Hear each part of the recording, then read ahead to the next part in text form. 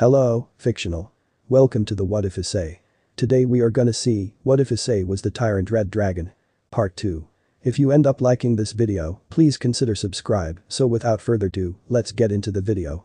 It is not long after reviving Arena that the three head over to Issei's school, Kuo Academy, as they see a giant pillar of light emitting from some kind of ritual. Arena's clothing is repaired by Office as she joins Issei and Asia even without a weapon. She does, however, discover that she now has a boosted gear like Issei's on her left hand with a white base and red gem.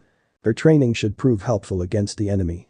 They nearly make it, but they see a barrier forming around the academy, so they run faster and jump into the area before it completely forms. Issei looks up and sees a bunch of familiar faces forming the barrier. They see him, but can't do anything. Instead, the three continue to the location of the pillar of light, and that's when they see some very familiar people. He sees Ria's Gremory from school with Akeno Himejima and Kaneko Taoju at her side as they fly in the air with devil wings. She looks at Issei with surprise because she didn't think he of all people would show up. He looks at her and wonders, wait, don't tell me one of two hottest babes in the school is behind this mess. He says this out loud, and Arena assures him that she isn't since the person behind this is a fallen angel. They look up and see a fallen angel with someone familiar. He is holding Zenobia by her hair, as Fried holds a powerful holy sword, the fused Excalibur, but with a new addition, Zenobia's blade. Rias begins to fight with the fallen angel, Kakabiel, as he floats with 5 pairs of black fallen angel wings, and he fights them with ease, while he seemingly forgets about Zenobia, who is unconscious as he holds her. He laughs at their efforts and proclaims, so this is how those devils and angels see me. They send children and grunts at me, as if I were a common barbarian. He looks down at Arena and wonders, oh, looks like one of the grunts has more fight than I thought. Not like this one, she fell so easily. Their paying attention allows Fried to attack them, as Issei goes into his balance breaker to fight Fried. He has difficulty catching Fried's speed, but his body and training make it more difficult for the rogue priest to deal any real damage to him. Arena looks up at Kakabiel, and her boosted gear emits a black aura as she instinctively raises her hand, and a black orb forms in her palm that she launches at Kakabiel, who looks fearful of it as he dodges it, but drops Zenobia, who Arena sees falling and runs, then slides to catch her. Zenobia begins to wake up in Arena's hands, and she looks upset by her failure. I'm sorry, I saw them heading here, and I recklessly fought, then they took my Excalibur. She utters despite her wounds. Arena comforts her friend and says it's okay, we're here now. Fried is knocked aside by Issei after catching up to his speed, and Asia uses her black water to hold the fused Excalibur and melt it into 2, while Fried is dazed from being hit by Issei's punch. Then, a bunch of Cerberus appears from a bunch of circles after Kakabiel sees the sword has been broken. Then, a man wearing priest attire looks in horror at the sight of the broken Excalibur. Arena looks angrily at him, and her eyes turn to slits as she remembers the atrocities he committed and the people he stepped on. The next moment, her body is glowing with a black aura as Zenobia wonders what is going on. Asia uses her new gear to kill one of the hellhounds as she shoots water from her gear that causes the beast to dissolve in a massive pool of black water, something that shocks all who see it besides Issei. Her powers are truly malevolent in nature, but she only does it to help Issei. Kakabiel smiles and wonders, I wonder if this former saint has learned the truth already. Asia looks to the sky and wonders what he means, as does Issei and the others. Zenobia stands up despite her wounds and demands, what do you mean? Kakabiel simply says to himself, why bother holding it? He takes glee in telling everyone the god no longer exists as he tells them all of what is really happening. The news is heard by Asia, Arena and Zenobia as well as everyone within earshot. The news causes Asia to practically faint, Arena covers her mouth as if she's going to vomit, and Zenobia falls to her knees. Issei looks down at the girls that Kakabiel just basically destroyed and becomes enraged by what Kakabiel did as he asks, what the hell? Why did you tell them that? Kakabiel laughs and retorts, why not? Issei begins his battle with a loud boost. As he tackles Kakabiel and manages to hurt him with a powerful blow. Below, Asia and Arena aren't paying attention as the man in the priest attire, Valper Galilei, makes a new move as he pulls out a dagger from his robe and grabs an injured Zenobia. He makes a threat to the others saying, stand down. Or I'll slit her throat. He looks at Issei who has the upper hand on Kakabiel. Zenobia can feel the blade at her throat, but she makes no effort to escape, the news has shocked her to the core. Issei backs off for a moment and Kakabiel launches him away with a powerful holy spear and knocks him into the school building. Rias and her allies try to attack, but Kakabiel takes them down easily despite their efforts. Arena and Asia don't do anything because they fear for Zenobia's safety. She just sits there while a dagger is held at her throat and doesn't say anything to anybody. She sees Issei not fighting after a few more moments and shouts, Issei, Hyoudou. Finish this fight and kill that heathen. She desires for Kakabiel's destruction. Valper, disliking this, shouts, rebukes you, shut your mouth. As he slides the dagger across Zenovia's throat as blood gushes from her throat and her body falls to the ground face first, and then he tries to run away, while Asia and Irina gasp at this horrifying sight. Irina, filled with anger, lunges after Valper and runs him through with her gauntlet as her eyes emit a fierce hatred. Valper gasps for air, and a black substance seethes into his body from Irina's gauntlet, and she tells him you murderer, and she runs her arm deeper into body, and the pain is intensified as Valper sees a shadow within the aura, an 8-headed beast seems to emit from Irina's body. The priest begins grasping for air as it seems his body goes numb, and his skin changes to a sickly color, and the look in eyes turns to agony. Asia runs up to Zenovia and summons her sacred gear, but her healing doesn't seem to do much to help Zenovia, while her jugular is cut open and her body already injured.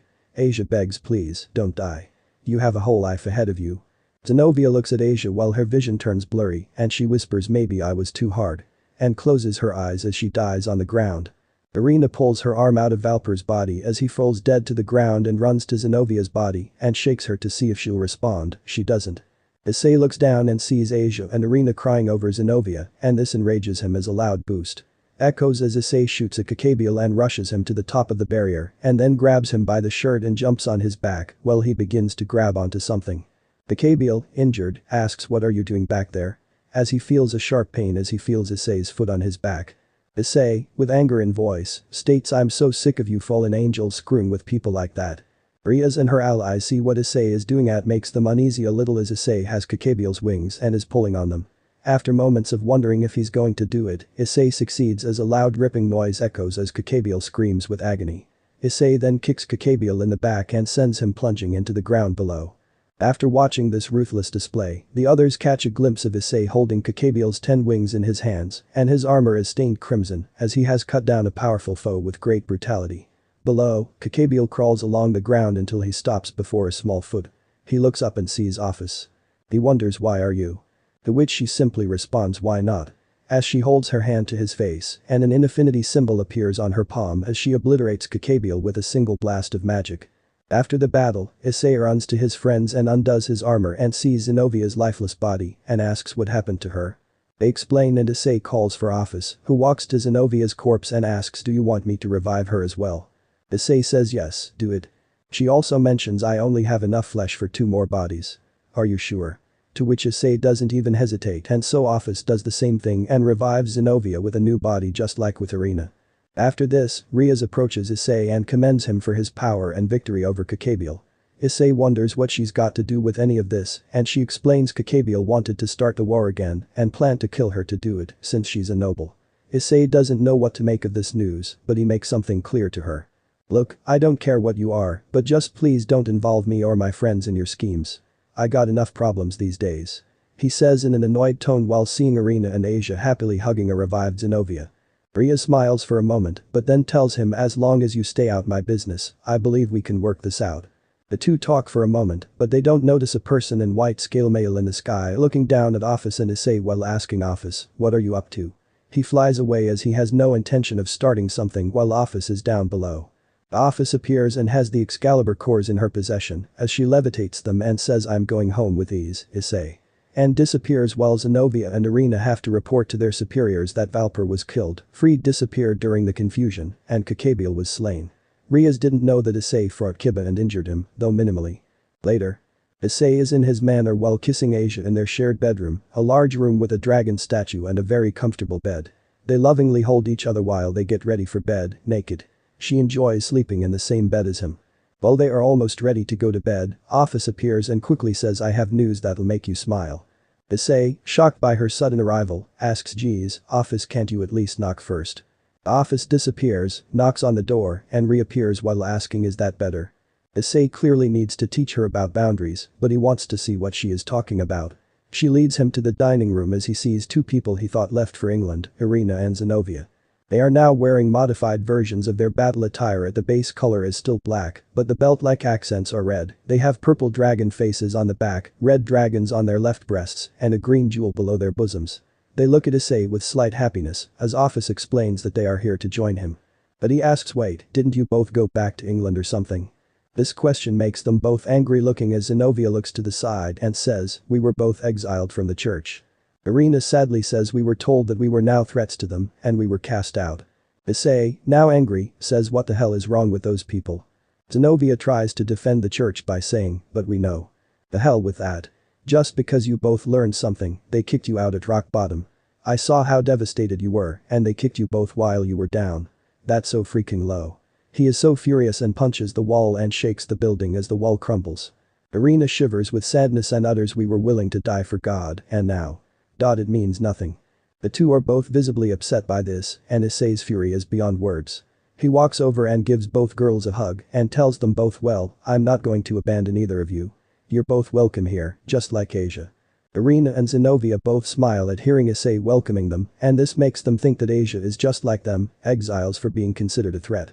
When I found them, they were practically ready to end their own lives, but bringing them to Issei was when he decided to make a change.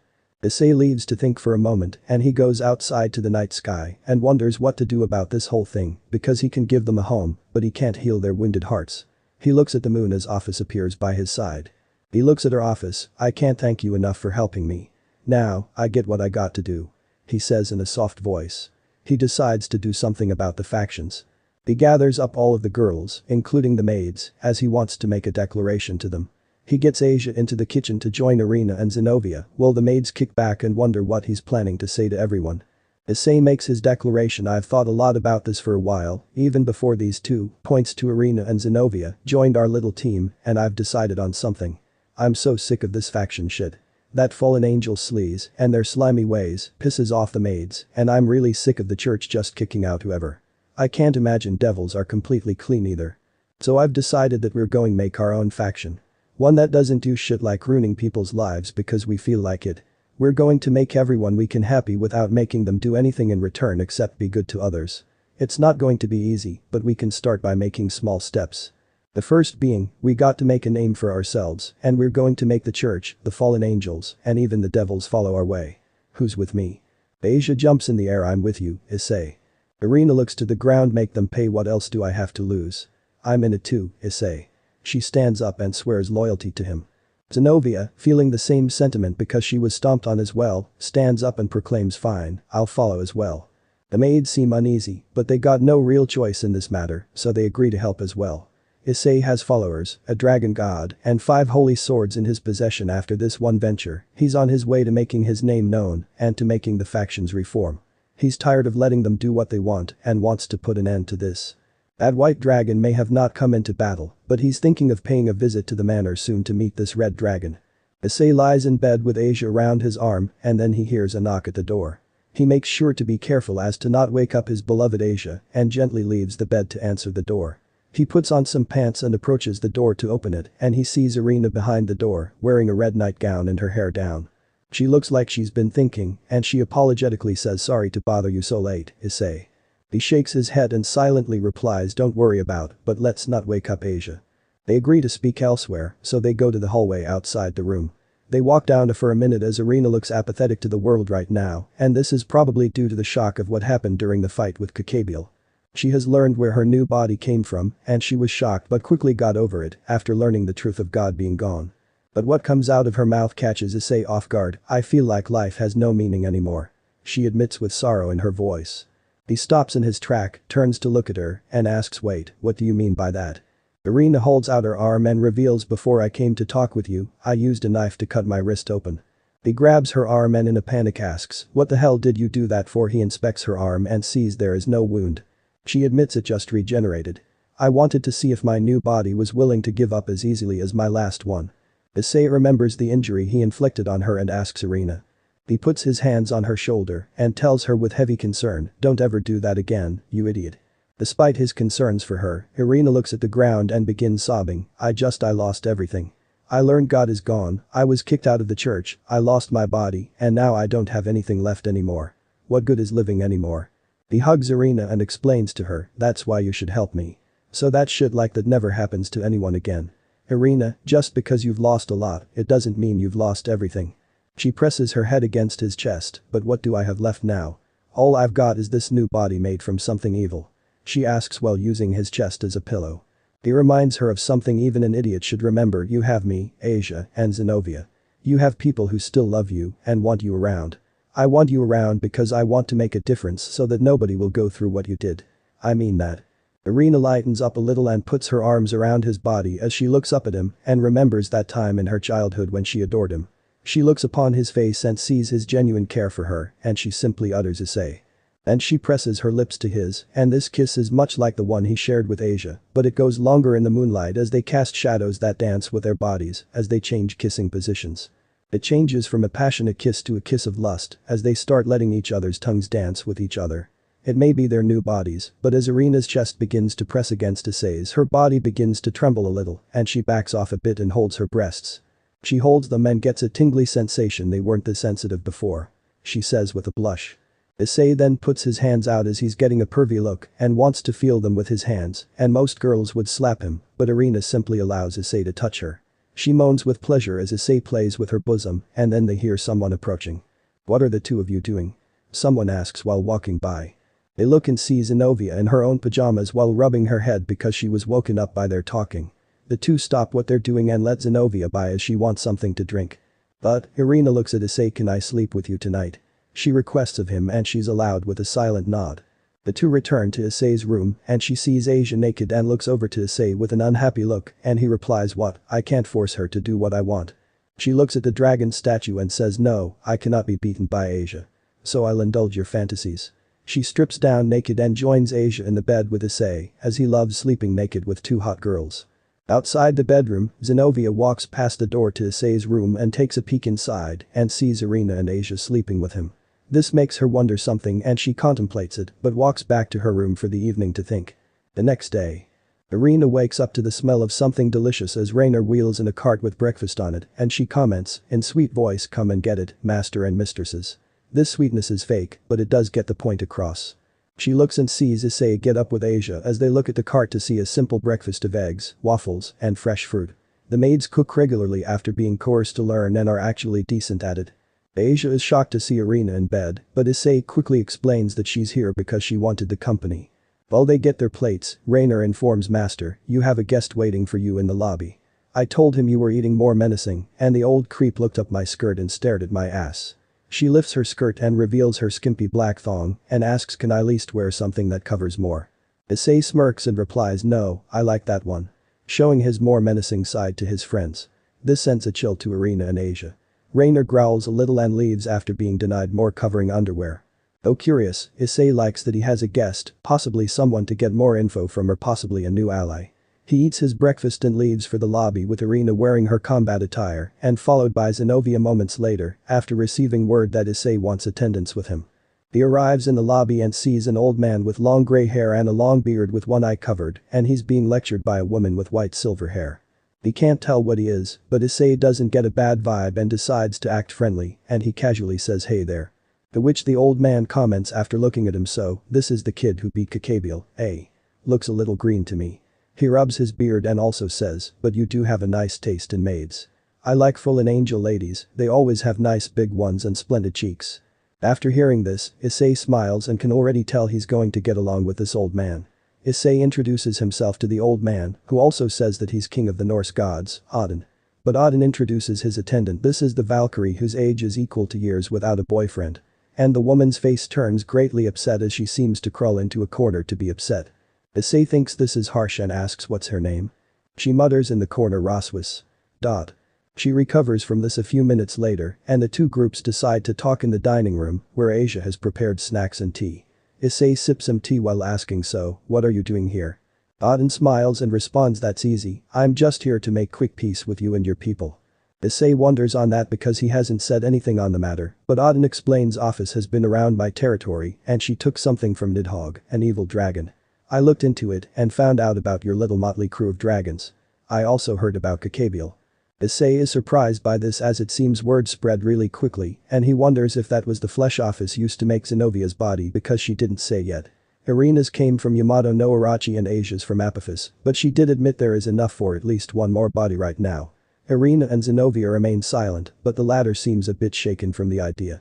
Getting back to the topic, Issei asks, "So what do you mean by peace? Are you telling me you want to make things cool with us before we get big?" Odin nods. "That's right, kid. I'm not the type to want conflict, especially not with Office and the evil dragons, so I want to make a quicker move. What do you say? He wants to know. Issei thinks on it for a moment but asks, well, you came here. So I wonder if you actually have anything to give me for this. Auden slaps Roswis's ass and moves her forward while claiming, take her off my hands. She's a real buzzkill. But I'm sure you can get a lot out of her. Roswis's face turns red as she screams, you old pervert. You can't just give me up like a dog. She looks at Issei and wonders if he'll do something like he did to Rainer and the other maids. Timing in, Issei denies it. Hey, I'm not looking for sex slaves. I'm not like that, man. Auden laughs and asks, you think that's what I meant? His voice turns friendlier. If I wanted to give you some flesh, I'd have picked someone who's had experience in the sack, not this virgin Valkyrie. This just makes Roswis cry.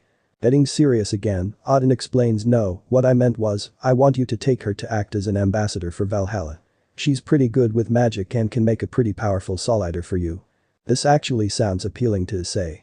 A Valkyrie fighting on his side, and it does seem like Roswis hates working for Auden, given how much he's made fun of her up to this moment. He thinks for a few minutes and answers, sure, I'd like to have her on my side. He shakes Auden's hand and confirms that they have a peaceful relationship right now as Auden leaves, while Roswis looks like she was just kicked in the stomach. Issei acts friendly as he welcomes her to his home and is happy to have some recognition. He asks Asia to show Roswis around and Irina to see Auden off.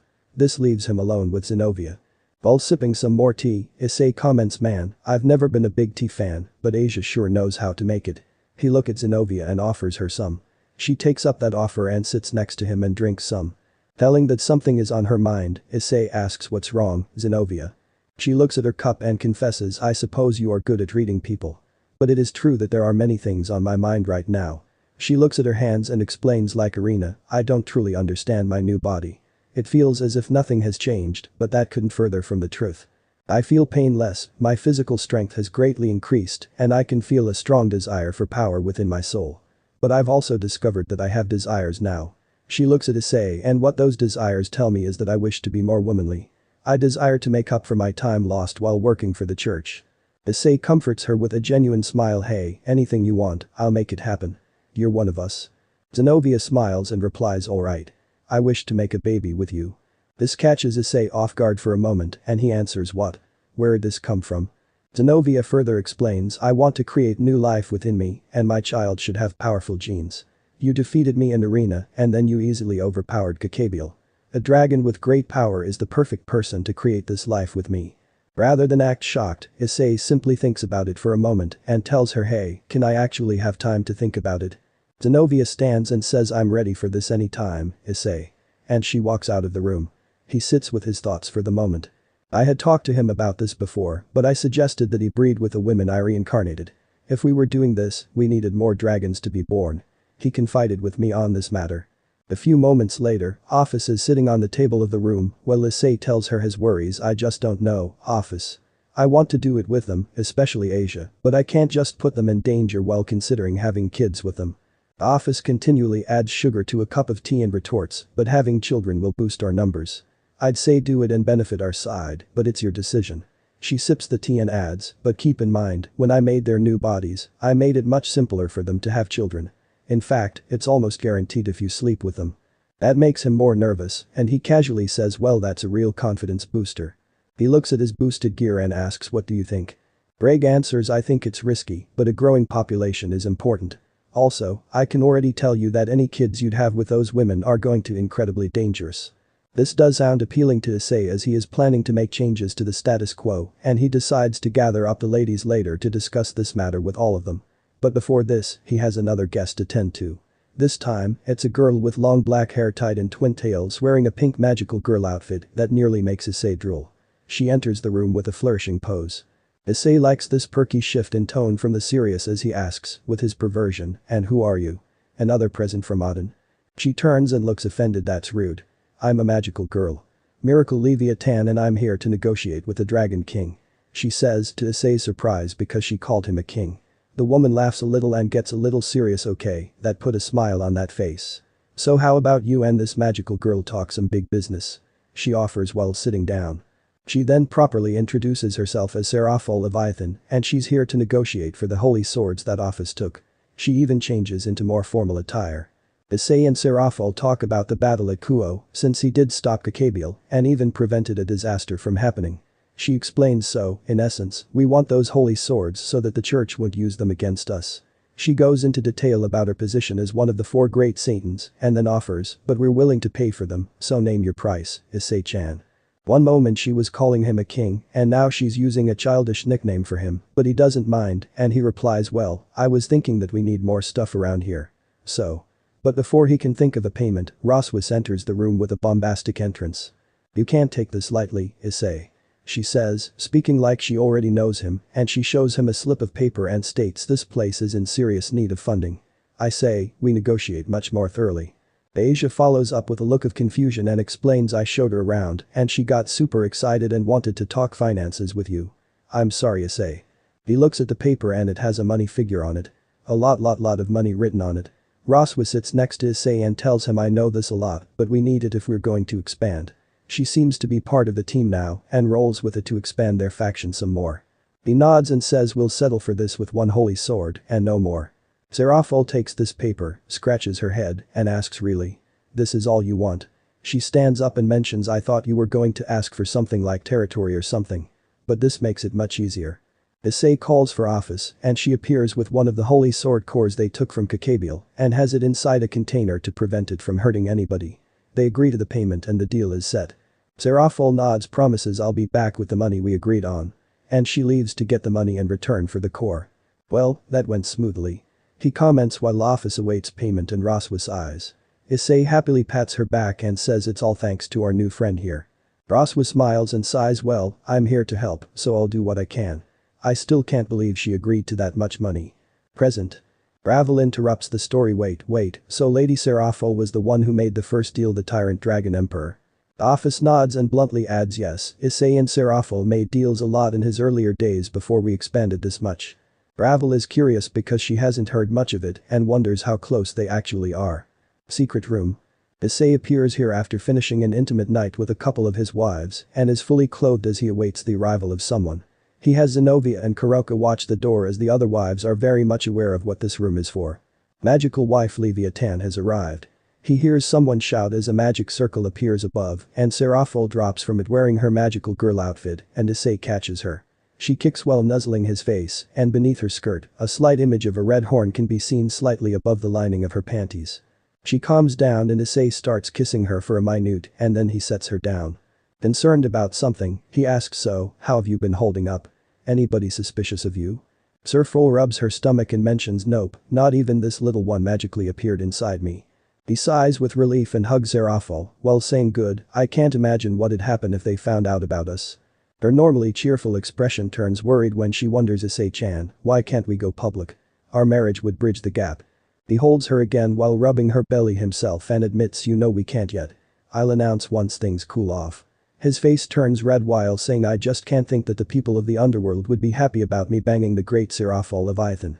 Serafol puts on a sour face and states that was years ago and nothing like that has happened since. She's reminding him of an event that took place years ago that made him iffy about going public with certain relationships. Despite this, the 2 secret lovers fall onto a bed in this room and begin to get undressed as Issei has one more wife to please tonight. After taking off her panties, it's plain to see Serafol having a mark shaped like a red dragon in her groin area, a symbol of her secret marriage to Issei. After sharing a passionate moment, Issei and Serafol must say goodbye for the time being, but before she leaves, Issei asks Serafol, why don't you stay here until the baby is born? It can't be good for you to be traveling all over in your condition. In spite of his concerns for her, Serafol simply replies him, don't underestimate this magical girl, Issei-chan. I can handle myself, thank you. Her face being playful, but she does give him another kiss before going. After parting ways for the time being, Issei returns to his duties as he leaves this room to go to bed after having a long day. Ravel's room.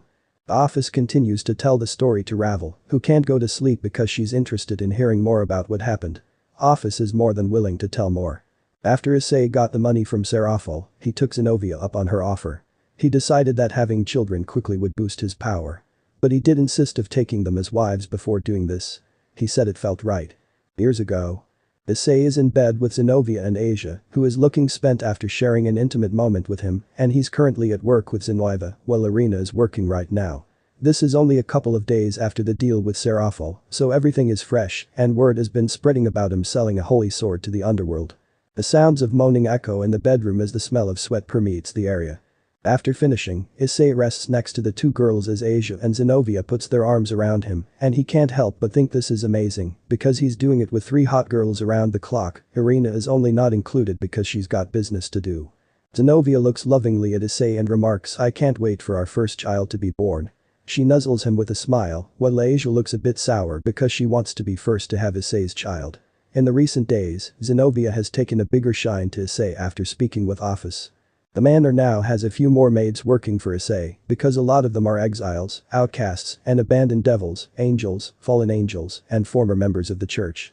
Outside, Irina stands before a pair of holy sword users, two young ladies like herself with one of the other Excaliburs. Irina holds the sword alongside a new katana with a black blade and a green hilt with a serpent-like mark on the blade. She points her sword at the two, while saying it was stupid of the church to send more of you after us. One of the young holy sword users spits at Irina and says, "We heard you were a traitor, but we didn't think you were a monster." This makes Irina angry and she argues, "Don't blame me, blame the trash of the church." And she slashes the two down without hesitation.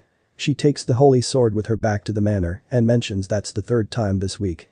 "I can't keep doing this, even it's for him." She walks further and thinks about being called a monster by people she used to work with not too long ago. She thinks about her new powers and her boosted gear appears. She shakes her head while remembering she's with Issei and helping him now. The church abandoned her and that means she's going to treat them like the enemy from here on. Manor. Irina returns to the bedroom after collecting the holy sword while telling Issei, "Darling, I got another holy sword and I killed more holy sword users." Issei sits up with Zenobia and Asia still next to him and replies, "That's great, Irina. Good work getting us another sword." Irina's face turned pouty while she sees the naked girls and states, "Darling, I was doing work and you were fooling around with Asia and Zenobia without me." She strips down and jumps on top of him, not that he actually minds. The next day.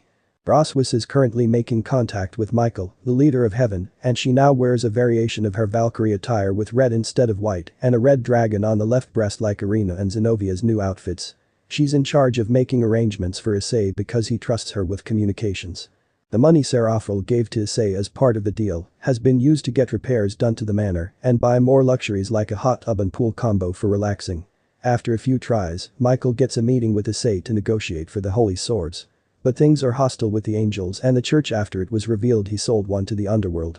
Moreover, the meeting is going to involve a negotiation from Seraphil again. Issei wants Irina to be his attendant for this meeting. Zenobia is going to go with Asia to find some groceries for the week and help her out. Roswis is going to prepare a deal that will benefit Issei and his side more than the others. A few hours later, Issei waits for the people he's supposed to meet. Irina looks a bit nervous as she trembles a bit at the thought of seeing Michael. Issei comforts her and assures her that no matter what, he's going to support her. But before the meeting, Irina claims she's gotta pee, and inside the bathroom, a large tiled room with a fountain and a faucet with a grand toilet. While using the restroom, Irina lets out a sigh of relief because Issei's words made her feel a bit better, but she wants to confirm something else. She calls for Office. Without a moment to lose, Office appears and asks what now. Her bluntness ever present, Office is simply licking a lollipop. A little nervous, Irina asks Office, "Are me, Asia, and Zenobia going to get pregnant? We've only began sleeping with Issei recently. But you told me." Office interrupts and recalls, "Yes, you were wondering why your breasts were more sensitive. I told you that I intended for you and Issei to have babies easier. So I made your body special in that way. If I had to guess, I'd say your chances of pregnancy are almost guaranteed." Irina's face looks more worried than anything, and she wonders, "But if we do have a baby, then will it be a dragon?" Office nods and answers, "It'll have the power of two powerful dragons, Great Red and Yamato no Urachi. That's how it's going to be." She looks into a mirror and then rubs her stomach while wondering if she'd birth a monstrous child with her body the way it is now. It worries her a lot and she wonders if such a child should exist, but she shakes her head and thinks it's just her old church thoughts coming out. She splashes water on her face and calms down so she can help her beloved. Meeting room. Irina joins Issei in the meeting room where Rainer is pouring tea for Issei and Michael, who is here alone, and she gives him a glare when he makes eye contact with her, and she turns her face with clear disdain. Michael immediately opens up, "I'm glad to see that both you and Irina are doing fine." Before Issei can speak, Irina states, "Our well-being is not your concern." Issei puts his hand up to ease her while he admits she's right, "We're here to talk business. So what's your deal?" Michael nods and gets to business. "The church and heaven have taken a blow since losing the holy swords. We've tried using the ones we have, but we need the Excaliburs you have. We understand that you acquired them through your efforts, but those swords rightfully belong to us, and we'd like them back. Issei rebukes. No, those swords belong to me and my wives. We took them when you let Irina and Zenobia die. I beat Kakabiel, I won the swords, and I gave those two a home after you kicked them out. Michael nods while confessing. I know you dislike what we've done, but it was necessary. We cannot allow people to know of God's death, or else we are at risk of losing our faith. The church is barely functioning as it is. But Issei simply says, and that is not our problem. Now Michael turns to Irina and asks, but Irina Hyoudou, don't you still have lingering faith? Surely you must understand that not all things are pleasing to keep our peace. But she just argues. Enough. You and the church abandoned us, and that's the truth of that. Issei slams his fist into the table. Don't you bring her into this. You don't screw with my wife, Michael. I don't care who you are. Michael apologizes and admits, I was hoping we could end this conflict if you understood our situation. But I guess I misunderstood. I am prepared to offer compensation for the swords. Issei summons his gear and demands, no, I want you out of here. I'm not giving you a damn thing, and if you send more flunkies at us, I'll kill them. Michael lets his wings out almost as a threat, but Office appears in the room and she looks at Michael with a clear intent to kill him should he attack Issei. He can't fight against Office, so he simply has to take his leave without even negotiating a deal. Not long after this, Serafol reappears, but not in her magical girl attire, much to Issei's dismay as he likes that outfit. She makes the air much friendlier and sunnier despite being a devil. Issei takes a moment to calm down to avoid making any rash decisions. He has some tea poured for her and asks, how are things going, Serafol? She wags her finger childishly and reminds him, I told you to call me Leviathan. He apologizes and calls her by what she wants. They talk for a moment about the previous deal as they both are pleased with the results. But Issei taps his fingers on the table to ask, so, why are you here today, Leviathan? Serafol simply smiles and answers, I'm just making sure that you're not making any shady deals without us knowing. I gotta make sure we know what's going on. He smiles, I understand. But we haven't made many deals lately, at least not since our little trade. Despite his happy demeanor, Serafol can't see the unease in Irina's eyes and she sweetly asks, oh, something bummed out your guard? Irina lowers her head and doesn't answer, but Issei tells Serafol, I don't think we want to talk about it right now. She understands but is really here on a different kind of business when she explains, I want to make sure you don't cause any stirs in the underworld or hurt any of our devils. I heard about the church sending people after you and that you've been killing them. Issei knows and assures her, they sent people to steal from me and I'm taking that lying down. He wonders about it and asks, do you have anybody in Kuo that you're worried about? It seems like Serafol is here for more personal business and she admits, my adorable little sister goes to school in this town. She gushes about her little sister and Issei gets curious about her and wonders about it. Serafol then produces a picture of her sister and shows it to Issei. After some moments, he recognizes her from school but can't recall her name. But he does comment, well, she is pretty hot. Serafol's eyes glow and she points at him while stating she's completely off limits. If you even want to consider asking for her hand, you'll have to pass my groom training and defeat a very powerful devil. Clearly, she's protective of her sister, so Issei backs off but does promise, okay, I'll leave her alone, but only because I really like you, Leviathan. You're always nice to be around. She smiles and admits you're not so bad yourself. The two and Irina just have a nice meeting together to better establish a friendly relationship, and Serafol has basically gotten her sister an ally and more people to possibly call upon. A month later. Things are a little hectic right now with the appearance of the White Dragon Emperor, and the three factions are in a heated discussion with Issei siding more with devils because of his meetings with Serafol, as she has visited him once a week for an update on their activities. There are many rumors going around that Issei is in league with the White Dragon Emperor, in spite of the history between the Red and White Dragons. Some time ago, the White Dragon attacked some huge figures among the factions and revealed the Chaos Brigade. Office was rumored to be the leader, but she claims otherwise. At the moment, Issei is worried about something. Both Irina and Zenobia have announced that they are both with child, but Asia isn't. At this moment, Irina and Zenobia are lying on their shared bed with Issei fully clothed as he sits between them and sighs with worry. We can't let anyone find out about this. He tells them in a concerned tone.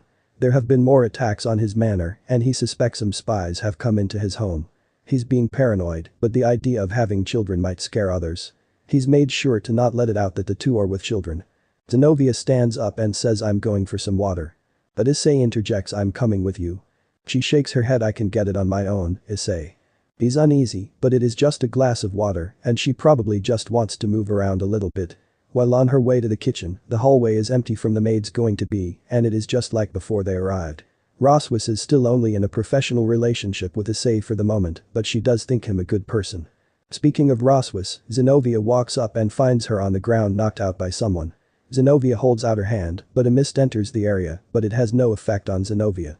She summons her sword, the mighty Durandal, but before she can use it, she feels someone grab her from behind and cover her mouth with a cloth coated in a purple substance that weakens her a little as she is thrown into a magic circle as someone drops a note. 5 minutes later, Issei gets out of bed thinking that something is wrong because it's taking her too long. He finds Roswis and the note. Issei flips out and reads it. "Dear Red Dragon. We've got your wife and kid. If you want them back, meet us at Kuo Academy tomorrow night by 8 p.m. Issei punches a nearby statue and screams damn it. And kicks some more. He runs back to his room and gets Irina and Asia while telling them what happened. But he has to make sure that Irina is protected because he knows that someone knows. It makes him mad and he calls for Office. She appears and Issei tells her I need you to protect Asia and Irina. I can't let them get taken either. He wants to take all precautions and now he's going to test his friendship with some people he's been dealing with this last month. Meeting room. Issei is with Seraphol's younger sister, Sona Citri, and they are talking about making a deal with each other. She has her servants with her and they appear serious. But Sona asks the question if we help you, then what do we gain in return? Issei can't be violent with her or threatening because of Seraphol, and he doesn't want to give up any of the holy swords easily. Roswis is in her room receiving treatment for her wounds. Issei mulls it over for a second. He scratches his face and answers I'm willing to hear what you want. Sona adjusts her glasses while quickly saying what I want is a promise that we can enter your territory to conduct any and all business affairs. We heard that you have habit of attacking trespassers and people who want to steal from you. Curious, Issei wonders, but why that? I mean, it's not sounding like much. Sona shakes her head no, what I'm intending is that I want to be able to call upon your help if needed. I want you to ally yourself with us, and I want all future deals to be approved by the House of Citri before being concluded. It's clear that Sona wants Issei's complacency in establishing himself and to not go behind her back for anything. But Issei counters okay, but I also want you to be considered my ambassador for the underworld. Then I think we got a deal. Sona smiles while extending her hand it sounds reasonable to me. I accept. Issei shakes her hand and the deal is set so they have an alliance for the time being and they are ready to move out to find Zenobia. But before they leave, Asia barges into the room while wearing attire similar to Irina and Zenobia's current battle attire and declares Issei, I'm coming with you. He turns around and sees Asia with a determined look on her face. He can see her determination but argues Asia, you have to stay here. I don't want you getting hurt. But Issei, Zenobia is my friend and I want to help her. She rebukes while her aura coats the room. She also says and I'm not pregnant like her Irina, so you don't have to worry about that. Sona's eyes widen a bit and she says so that's why you're so desperate. You're expecting a couple of children.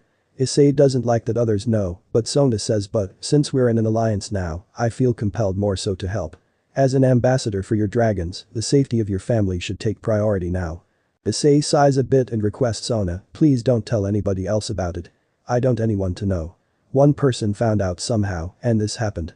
Sona agrees to his request seeing his point and Issei allows Asia to come, but she has to be careful. Zenobia is chained up with her hands bound with magic and she's imprisoned in a magic circle meant for dragons. She is sitting on the ground with a glass of water in front of her and she feels weak inside the circle. While sitting and unable to do anything, she hears people approaching her and she sees two people. She doesn't know their names, but it's Vali and Kuroka. Zenobia looks at them with a glare. Vali approaches and quickly apologizes sorry about the kidnapping, but we needed to get the Red Dragon Emperor here. Didn't think he'd show unless I gave him a reason. Kuroka simply smiles I wonder if the magic I used here will affect him as well.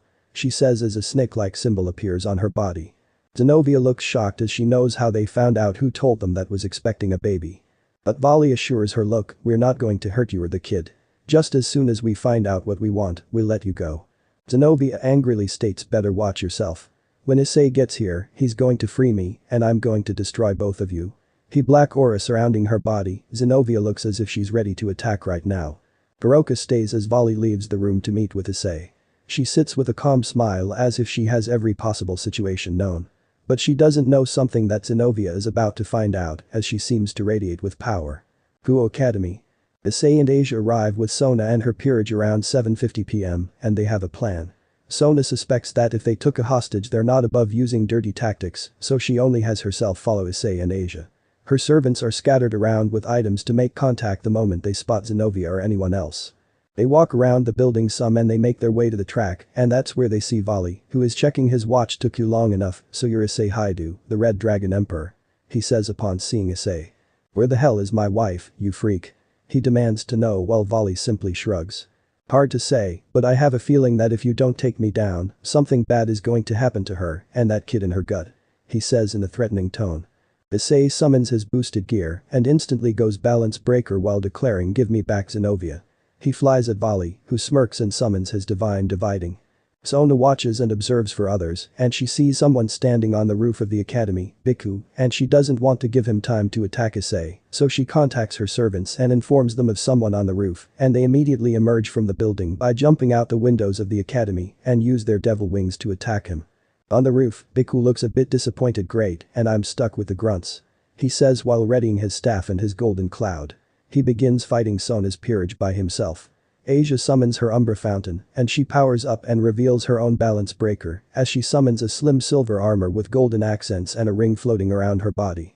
Her body is constantly generating a black aura and she summons a pair of silver dragon wings with golden energy feathers. She looks upon her armor because this is first time she's fighting with it, but she'll do what she must to protect Issei and save Zenobia. She then summons 10 little orbs that float around her body.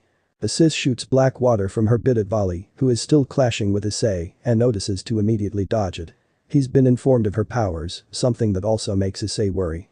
But Issei takes his chance with Volley's distraction of Asia's water and he punches Volley over the head with both fists, but a loud divide is heard and Issei's punch doesn't give the same impact. He floats back a bit and a loud boost echoes. Before Issei can move, Drag informs him be careful, his power is to divide the strength of his foes and add it to his own. He tells Issei of Volley's powers and now he has to rethink his plan a bit. But he then has a plan as he gets several boosts from his sacred gear and his power shoots up and Volley gets excited. Yeah, now we're talking here. He excitedly exclaims as Issei charges at him, but he sees Issei coming, but then Issei swiftly goes into the air with his wings propelling upwards. Volley looks up, which is what Issei wants, as Asia maneuvers her bits around Volley's body and he looks around to he is surrounded. Asia moved them so quickly it was tough to see. Issei focuses all of power into his fist as Asia fires more black water at Volley, but he chooses to fly up at Issei and he uses the power he took to clash with Issei in the sky as a giant light engulfs the area and a loud explosion causes the area to shake. Moments later, Volley is flung backwards as his armor cracks and he laughs. That's great. I heard you were strong, but this is amazing. Office did a great job powering you up, Issei Hyoudou. Issei is using a lot of power to keep this up and he can slowly begin to feel his power fade as Volley has taken quite a bit of it. But what surprises Issei is that Volley puts his hands into a cross as if he's calling it good for the moment. That's enough for the moment, Issei. I got what I wanted for now. He says while lowering to the ground. But Issei rebukes it's only enough because you're losing, beephead. Volley points up and asks am I? Issei turns and sees Sona's peerage members on the roof unconscious as Biku casually sits with his staff and then he turns and sees Sona on her knees with a young man and woman with blonde hair behind her and the young man holds a giant holy sword. But Issei does gain some hope when he hears a loud crash coming from the building and he sees someone shot through a window, Kuroka, and he sees Zenobia standing inside the building wearing her scale mail and holding Durandal. Volley sighs and mentions okay, that wasn't very smart. Kuroka is alive despite her injuries and she lies defeated on the ground while Issei claims call off your buddies and we won't hurt anyone. He then flies up alongside Asia to join Zenobia and Issei immediately hugs her while they both still wear their armor.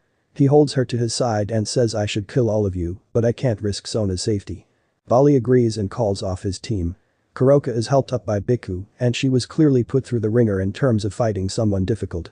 Issei joins Sona while Asia and Zenobia grab her servants and bring them to safety. Sona apologizes for her easy defeat at the hands of Volley's team, but Issei mentions that as long as she's okay, that's what matters. Issei and the others take off their armor while he holds Zenobia closer while asking if she's okay, to which she says so. But she also mentions Issei, Office told them about me and Arena. I could tell by the power they were given. Issei's face turns to shock and denies it. No way, he knows she wouldn't lie, but this is unbelievable. Office has been his greatest support, so he shouts Office. Tell me that she's wrong.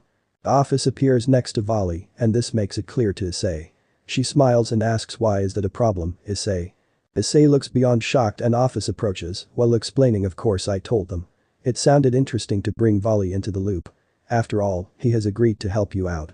After hearing that, Issei argues how's kidnapping Zenobia and beating up Sona and her crew helping me out. Volley smirks and says I heard you wanted to challenge the status quo. Fighting Michael, the four Satans, and even Azazel. Now that sounded interesting to me. Sorry to say, but I needed to test your power myself. Issei walks up and punches Volley in the face, something he allows while saying okay, I had that coming. I'll let it slide. Issei then declares I don't want your help. You beat up Roswis, broke into my home, and then you kidnapped one of my wives. I don't want anything to do with you. Volley scratches his head and confesses yeah, but I needed to test you, and doing this seemed to be the most effective way to get you to go all out. After Volley explains himself, Office further adds, it's not like we intended to hurt Zenobia or Roswis, but we needed you go to your more full power, or else it would have been a waste of time. Still betrayed, Issei then asks, but why, Office? I thought I could trust you of all people. She just replies I do what interests me, no more no less. So it's only your own fault that you feel betrayed. But I'm still loyal to your ambitions. Moments later, Kuroka is back up and is healed by Office. Issei doesn't know how to process the information he's received. But Volley approaches him and says Issei, I was never going to hurt any of your wives. Why would I? They could have some strong kids, and that sounds like an interesting prospect. He looks around and explains the world is too boring for me anymore. There's nothing really left to do, and I'm looking for excitement. Issei listens to Volley but is still unsure. However, Office hasn't lied to him before now, she says that Volley is here to help and that she's still loyal to him. The whole problem is that he doesn't know who to trust. Sona intervenes by stating he's already promised an alliance with us. He wouldn't betray that by joining with you. He looks at Sona and then requests if I do, you've got to promise that none of you guys go after Sona and her house. Am I clear? Volley nods and he adds oh, and do you mind if me and the others crash with you guys for a while? I need a little vacation after all this terrorist stuff. Issei nods and tells Sona I'm still keeping my word with you, but I'm still going to do what I want. I might need Volley and his team to help me. Sona cannot believe that Issei is going to flagrantly disregard the underworld to team up with Volley and his crew. But before they leave, he tells Sona I'm going to talk with Azazel in a week, so you're welcome to come check it out. After this, Sona feels like she's been betrayed a little, but Issei seems genuine in keeping his word, but teaming up the Cows Brigade seems incredibly dangerous. But, in another part of Kuo, Ria's Gremory has other plans for Issei after hearing he attacked Kiba, and now he's making deals that seem dangerous. She is planning a visit as she talks with her servants about possibly making the Red Dragon Emperor cease his activities should he become a threat to their faction. She prepares a message for him to be sent with Akeno as a messenger. Issei has his head against Zenobia's belly while he gushes about the new life growing inside of her body. Though, Irina looks a bit jealous over the affection she's getting from their mutual husband. She pouts darling, don't ignore me and our child. She says while grabbing Issei by the head and pressing his head against her stomach. Asia enviously watches Issei giving affection to Irina and Zenobia while seemingly ignoring her. Asia rubs her stomach while wondering why haven't I gotten pregnant yet.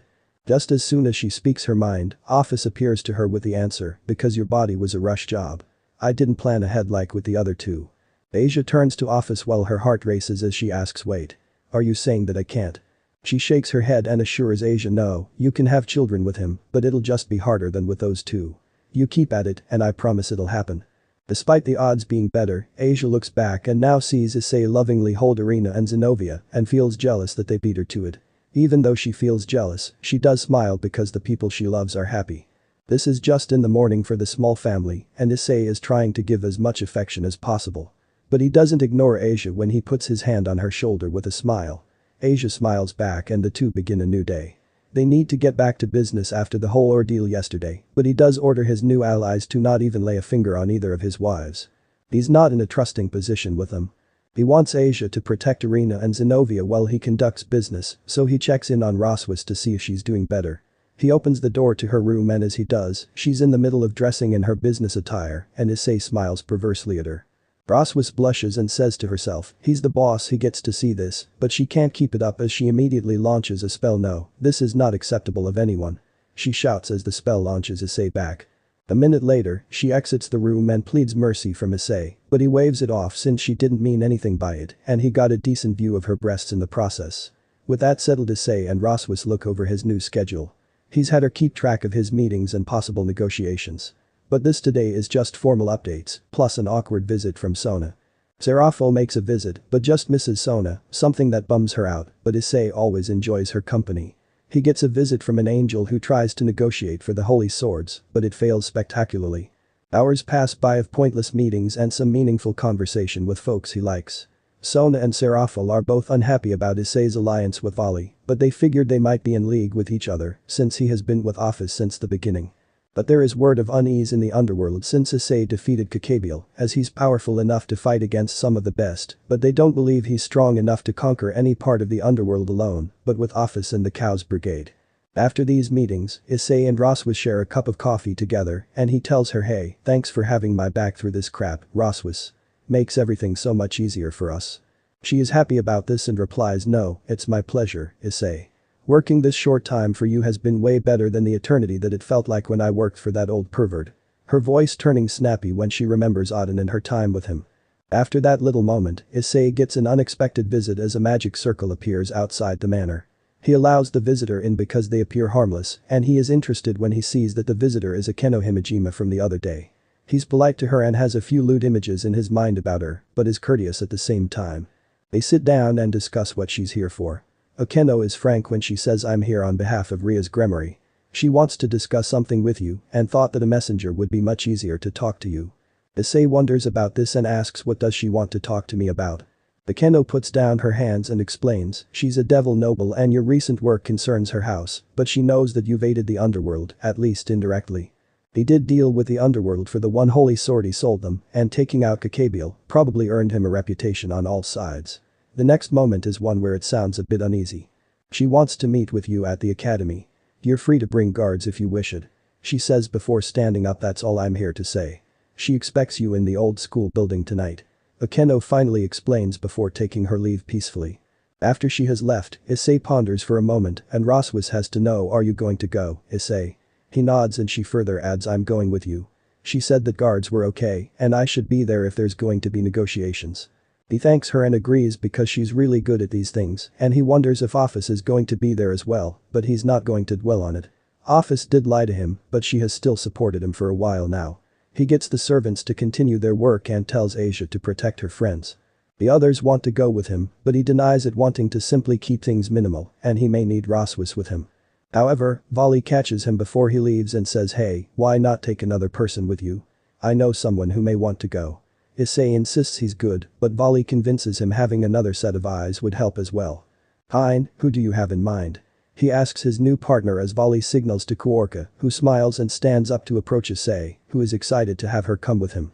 She has a simple smile and remarks, "Hey, if ass needs kicking, then you can count on me." Zenobia, who's nearby, rebukes, "Not the last time I checked." Kuroka looks back at her and states, "You want to test that again, sword girl?" Issei claps his hands and commands, "Hey, none of that under this roof." The two back off and Kuroka joins Issei's side while she proactively grabs him and casually remarks, "Whatever you say, oh mighty dragon." He looks at Vali, who simply says, "She's all yours, pal." After this little moment and sensing some jealousy coming from his official wives, Issei leaves with his two guards to go talk with Ria's Gremory and find out what she wants from him and possibly make another deal. The three leave the manor with high hopes for what's going to happen. They warp away via magic circle to the academy after hours. Guo Academy. They walk into the old building like instructed, but while they walk, Issei looks at Kuroka, who seems anxious about coming here, and he asks her, "So, you wanted to come with us?" Kuroka nods and explains, "I heard that someone I know works for the House of Gremory. So I wanted to see for sure." He wonders who she's talking about and they see Kiba standing outside the door of a room and he looks over with a stern look and waves for them to come into the room. They do so without question and they are now in the presence of the Occult Research Club and their room has a warm air to it. Ria sits at a desk while Kiba sits on a couch with Akeno readying tea and Kaneko Taoju sits while eating a piece of candy, but she looks over and glares at Kuroka. Kuroka immediately waves and says, "Hey, Shirin, it's been a while." Wondering what she's talking about, Issei asks, "Wait, are talking to Kaneko?" She looks at Issei and tells him her name is Shirin. "I know, because she's my sister." Kaneko turns her head and says, "I don't have a sister. You have the wrong person." Her voice showing disdain, Kuroka's eyes look a bit sadder when she hears this. Ria's looks empathetic towards Kaneko and then immediately says, "Now's not the time for that. We have something important to discuss." Issei agrees, but he would like to hear more from Kuroka since she's his ally right now and he should get to know her better. But now is the time to finally talk with Ria's Gremory. Issei stands in front of her while she seems to gather her thoughts. Rather, she seems unsure how to approach this, but she does bring up I heard that you attacked a servant of my house. Issei knows that she's referring to Kiba since he was outside the door and responds yeah, but he got in our way and wouldn't let up, so I just knocked him out. Riaz doesn't like that, but she does confess very well, he was acting out of line, so I'll allow that to slide this once. The looks go to Kiba who seems unhappy about the whole event, but he seems to be calm-minded right now. Issei may want to explain to him what happened with the holy swords, even though he's probably hurt already. Hiroka looks ready to start something, but Issei's presence makes it clear that aren't to do anything unless he says so. Back to topic, Riaz continues, but what concerns me about you is that you seem to act rashly and without regard to anyone else outside your little circle. He doesn't respond as Riaz looks at him and continues, but I can relate. We devils have desires, grant desires, give desires, and hope for desires without obligations. The idea that you act with your ideals is to be commended. However, if that behavior were to become threatening to us, I'll have to do something about it. But after hearing this part, Issei's demeanor changes to be more serious. Hey now, I'm not going to start attacking people on a whim here. He retorts. However, I know about the exorcists the church has been sending, I know you made a deal with the House of Citri, and I know that you have also allied yourself with the Cows Brigade. Your movements have affected everyone who has ears, Issei Hyoudou. So I'm only issuing you a fair warning about the consequences of these actions. Not liking her words, he argues yeah, those flunkies were sent to take my stuff and I got friends with a bad rep. But the thing is, the other factions aren't really my problem, Riaz. She stands and now she looks dead serious. I didn't invite you here to fight, but I'm starting to believe you want to start a war with the underworld at this rate. Issei turns around and simply states I'm not starting anything. I'm only doing what I need to do to make life better for everyone else, but you guys keep trying to push me around. Well, I'm not going to take that crap anymore. He starts to walk away. If you guys want to fight me, then come and get me, but I'll do what I want. He challenges Riaz and her servants. Before he can leave, Riaz uses her magic and launches a spell at Issei, which he dodges easily. I'm sorry, but I can't let you leave after hearing that. He turns around and sees that Riaz is charging another spell that Issei looks ready for, but this one. Roswa stands between them and declares wait, we can negotiate, but before she can finish, Riaz has already shot another spell. Dark blast shoots from a circle that blasts through Roswa's abdomen and puts a hole in her body that causes her to fall over. Her wound's fatal, Roswa dies moments before she hits the ground. Horrified, Issei catches her Roswa. He says weakly. Riaz looks at Issei and immediately says I'm sorry, she wasn't supposed to. The room's air turns intense as Issei looks at Kuroka and silently orders her to kill everyone as his boosted gear appears. Despite the proposed armistice initially, the room turns into a war zone as Issei tackles Riaz and they go through a wall with Issei throwing her out of the building. The others try to run out to help their master, but Kuroka summons her mist which does restrain everyone else. She approaches Kaneko and looks at her. Who's going to stop me from taking you right now, Shirin? She asks. Kaneko looks upon her older sister and states I'd rather die than go with you. Her voice weak from the poison mist. Saddened, Kuroka moves past her sister, goes back to Roswa and says hey, Office, you there? Indeed, Office does appear and is unaffected by the mist and she looks upon Roswa's corpse while saying, you think he'd want this? Kuroka responds he freaked when this lady keeled over, I think he'd approve. Office nods and just like with the others, she creates Roswa's body while saying I hope it's worth it to him. Because this is the last of the flesh I collected. The Keno, who's on the ground, manages to ask what are you doing? Office continues her little ritual and Kuroka explains, our little tyrant over there has a soft spot for his friends and wants to make sure they stay alive. He's really loyal to them.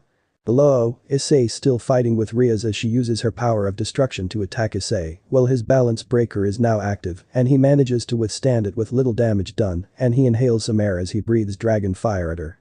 Riaz summons a defensive circle and blocks it but a loud boost echoes and her shield shatters. She flies back and begins to charge up a more powerful spell as her body emits a powerful red aura, but Issei gets plenty more boost. As his body powers up immensely and he looks like he's ready to begin a powerful assault on the heir to House of Gremory. Their powers clash and a giant blast echoes through the area and Kuroka watches from a vantage point as she is now holding a naked Roswa, who is now unconscious after her resurrection. Kuroka smiles and says wow, I didn't think he was this hard-assed. The dust clears and Issei stands above Riaz, who is on the ground and her powers exhausted from the clash and she was injured. Issei undoes his armor while saying nobody attacks any of my friends and gets away with it. On the ground, Riaz looks at him and says don't do this, Issei Hyoudou. Don't start a war with the underworld. She worries Issei is going to kill her and stir the underworld into a war with her position as an heir to a major house in the underworld. Hiroka joins Issei and makes a suggestion, why don't we take them back to the manor? We could take them as prisoners and make Lucifer cut a deal with us. The idea of kidnapping or taking hostages doesn't sound appealing, but he looks at Roswis, who wanted to keep the peace, and now she's had to be resurrected because Rhea saw him as a threat. Issei nods. Just this one time, and no other. He says as if he's not happy with having to take prisoners as Office appears and helps as she gathers the members of the Occult Research Club and brings them back to the manor with them. Office personally sees to their imprisonment in the manor. Roswis is put to bed to rest, since her resurrection seems to be the most tiring, but a thought occurs to Issei as he thinks about his home being in such an open place. He thinks about how Volley snuck in so easily and how it would be easy for someone else to enter should he or Office be gone. After imprisoning Riaz, he brings up this problem to Office. If that's how you feel, I'll simply place this manor into extra-dimensional space. She offers. Wait, you can do that. He wonders with excitement. The two settle of brining the manor into the dimensional space and expands the building into a palace to make it a safer place for their people. It'll take a few days, but Issei is sure that they'll be fine in the meantime. After this, he goes to the kitchen for a late-night snack and there, Asia is waiting for him in her pajamas. She looks worried as he asks, you have a midnight craving too, Asia?